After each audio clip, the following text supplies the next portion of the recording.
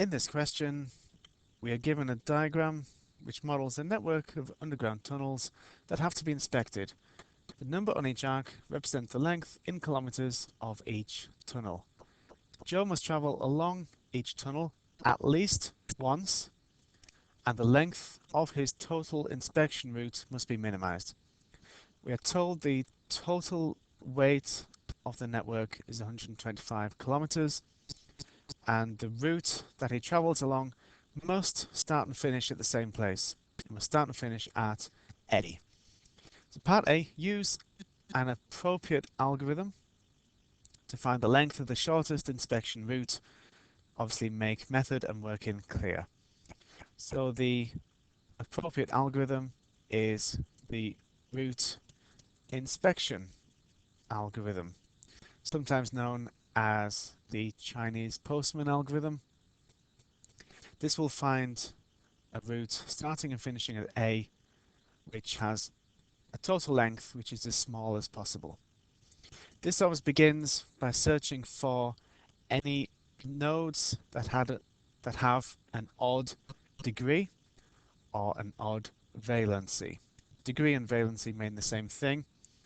So for example, if I look at node A, the degree or the valency of node A is 2, because it has 2 edges either coming in or going out of A. So A's degree will be 2, 2 is even, so A is not one of the odd nodes. Likewise, E has a degree of 4, 4 edges incident to it, so E is an even vertex. So I'm going to identify the odd nodes, and those are B, F, D, and H. They all have an odd degree. So in my working out, first thing I'm going to do is write down the odd nodes, and they are, in no particular order, B, F, D, and H.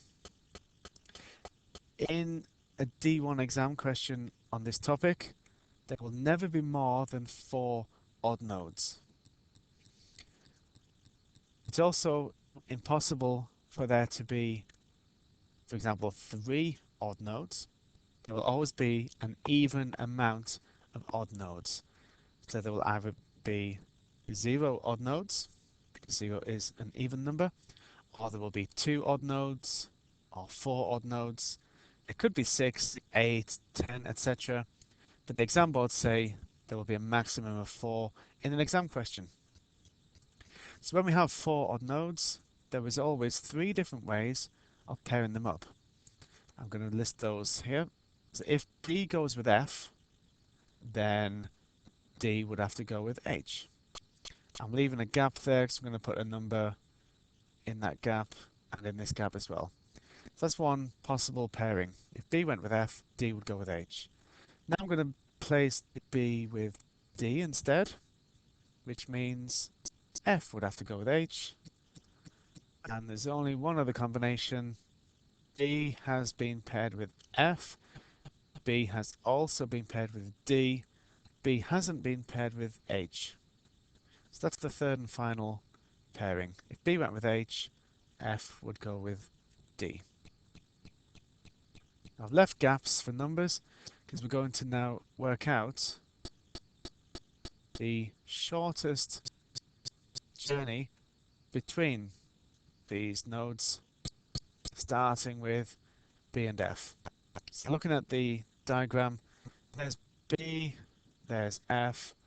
How long is the shortest journey between B and F? Now we're going to do this simply by inspection, looking at all the different possibilities and identifying the shortest. If I went that way from B to F, the length would be 20. If I went B to A, A to D, D to E, then E to F, which is a possibility, the length would be 21, 31, 39, which is longer, so I'm not interested. So B to C to F was 20. Can we beat 20? Can we find a shorter length? If you check all the possible paths from B to F, then the shortest is actually B to E, and then e to f, which is 19. Out of all the possibilities, there isn't one shorter than 19. We're going to do a similar thing with dh. D to h, if we went that way, it would be 22.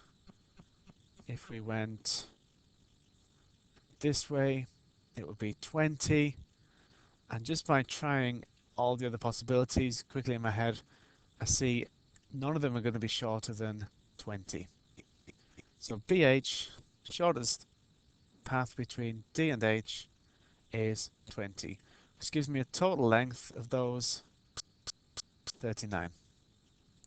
Now I'm going to do the other two pairings and see which of the three gives me the shortest total. So at the moment, 39 is the score to beat. BD now. BD, going this way, it's 21. Going that way, it's also 21. So B to D is 21. If I went any other way, it would be longer than 21. So BD is 21. FH, F to H, going this way is 23, but going this way is 20. And just by trying all the other possibilities, I see that 20 is the shortest, which for this pairing gives me a total of 41. So the first one is still winning. 39 is the shortest. One more to try, and that involves BH. So there's B on the left, H on the right. Just in my head, trying all the various possibilities and choosing the shortest. I would see that B to E to H, which is 23, that is the shortest. Any other path soon goes above 23. So B, E, H, 23 is the shortest. FD, there's F, there's D. F to E to D is 18. And I soon see if I take any other journey out of F, so if I go that way, already it's 20 by the time I get to B, which is longer than 18. If I went the other way, already by the time I get to H, it's 23. So 18 is the shortest from F to D, which gives a total for that one of 41. Out of the three combinations, the first was the shortest. Now part A is worth 5 marks here, and I've got 4 of the 5 marks from getting these numbers correct. And this is how we show our method and working, by showing this. To get the 5th mark, I need to find the length of the shortest inspection route.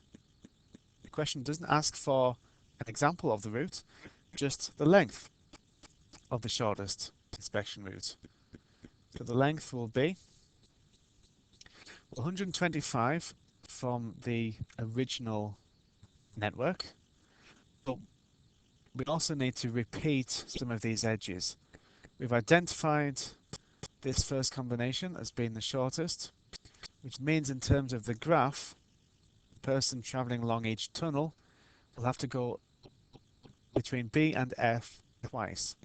And if we remember, the shortest journey from B to F was B to E and then E to F. So B, E needs to be travelled along twice, and EF needs to be travelled along twice. Similarly, DH needs to be repeated. The shortest journey from D to H was D to G to H. So DG needs to be travelled along twice, and so does GH. If we now look at all of the nodes in our graph, none of them are odd anymore. 4 of them used to be odd, B, F, D, and H. But let's look at them. B is no longer odd. It's got an extra edge. So the degree of B is now 4. It's now even. Similarly, F is now even. It's got a degree of 4. H has a degree of 4. D has a degree of 4 as well.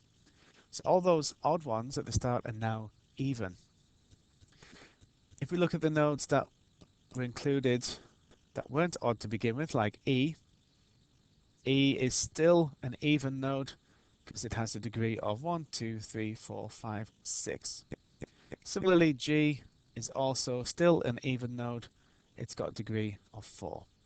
Now that they are all even, then it is possible to journey around this network starting and finishing at the same place.